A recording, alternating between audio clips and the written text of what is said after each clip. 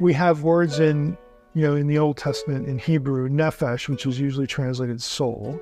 Okay, nephesh, soul. It means a lot of other things, but that's pretty common. Ruach is spirit. And we have the nishmat, the breath of Chaim, the nishmat, Chaim, the breath of life.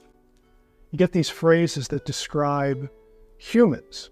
Okay, we have Genesis 1:21 as an example, Genesis 2:7. And so the supposition is these are somehow distinct. The problem is that language is actually used elsewhere of non-human life. Yes, they do have souls, and the kind of souls they have are animal souls.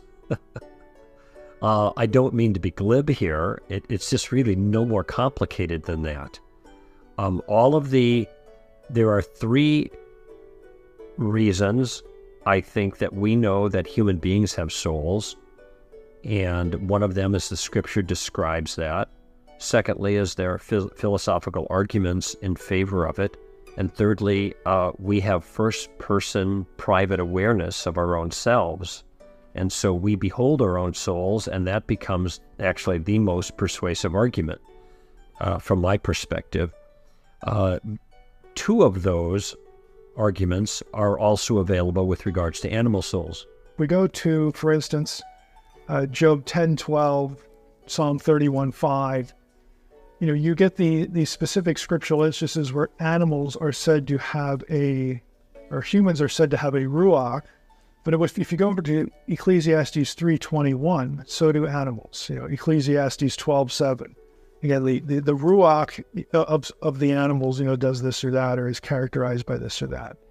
So you get this language that you would think is isolated to humans, but it's actually not. I mean, there are verses that actually use ruach of both humans and animals. To Romans 8, Isaiah 60, a passage that refers to a number of animals and definitely refers to the new earth because it's cited twice, Isaiah 60 in Revelation 21 and 22, an application of the new earth, that it's part of God's whole creation. So because the whole creation groans with a longing for deliverance, and it's not just human beings, it emphasizes the whole creation is currently suffering.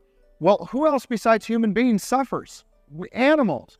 And the whole creation's looking forward to a deliverance. It sounds like some beings besides humans who are now suffering will experience the relief of that suffering and will be part of life on a new earth. And again, that conforms to Isaiah 60 and Ezekiel 47 and a few other Old Testament passages as well. The scripture uses the same language to describe the immaterial selves, the conscious selves of animals and sentient creatures that it uses to describe our sentient selves.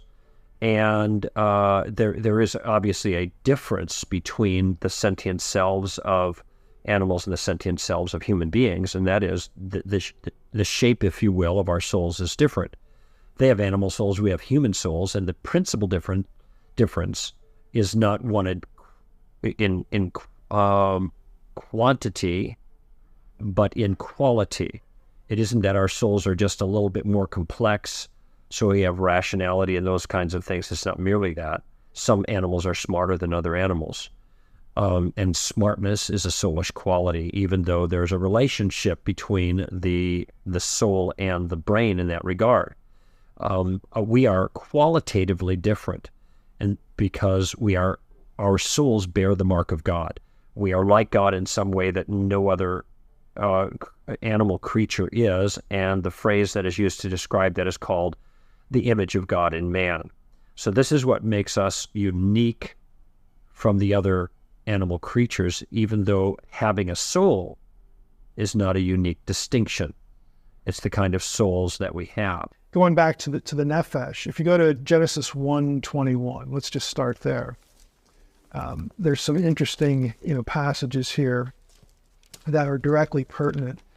We have, so God created the great sea creatures and every living creature that moves, with which the waters swarm according to their kinds, and so on and so forth. So the phrase living creature, if you actually drill down on that, is nephesh and then you have chaya, or chayim.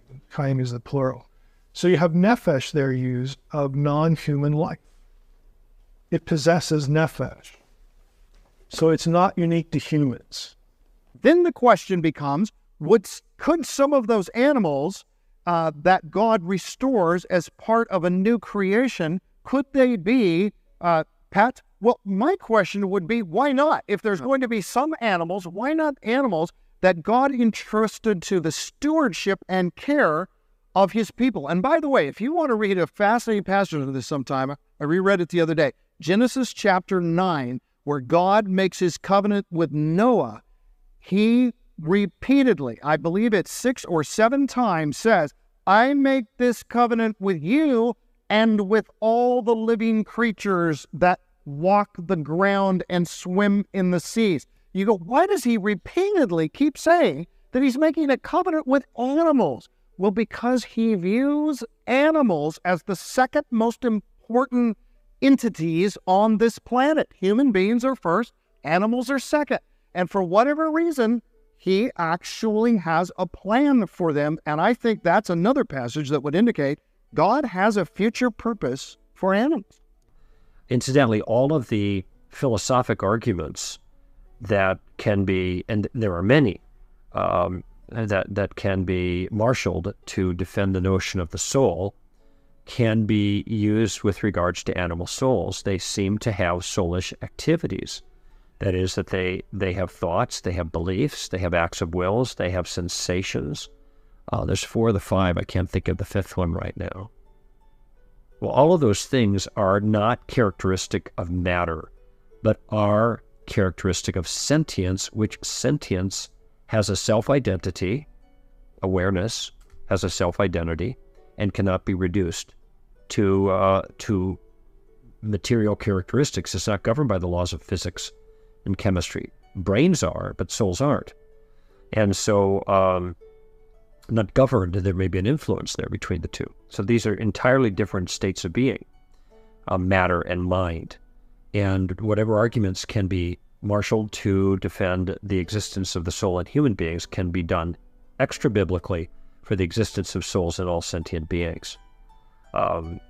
So there's a number of reasons that we can be confident that animals have souls, though the souls are different. Genesis 7:22 is another one of these. That is kind of interesting in this regard, where you get similar language that is used of humanity, but here we have, we're talking about everything. So everything on the dry land in whose nostrils was the breath of life died, because we know it's not just humans, it's more than humans, because the prior verse says this: all flesh died that moved on the earth, birds, livestock, beasts, all swarming creatures that swarm on the earth, and all humankind. Everything on the dry land in whose nostrils was the breath of life died. Well, in whose nostrils was the breath of life, that's the nishmat chaya, which is the same phrase as you find in Genesis 2:7, where God breathes the breath of life into Adam. Animals do have souls, and the kind of souls they have are animal souls.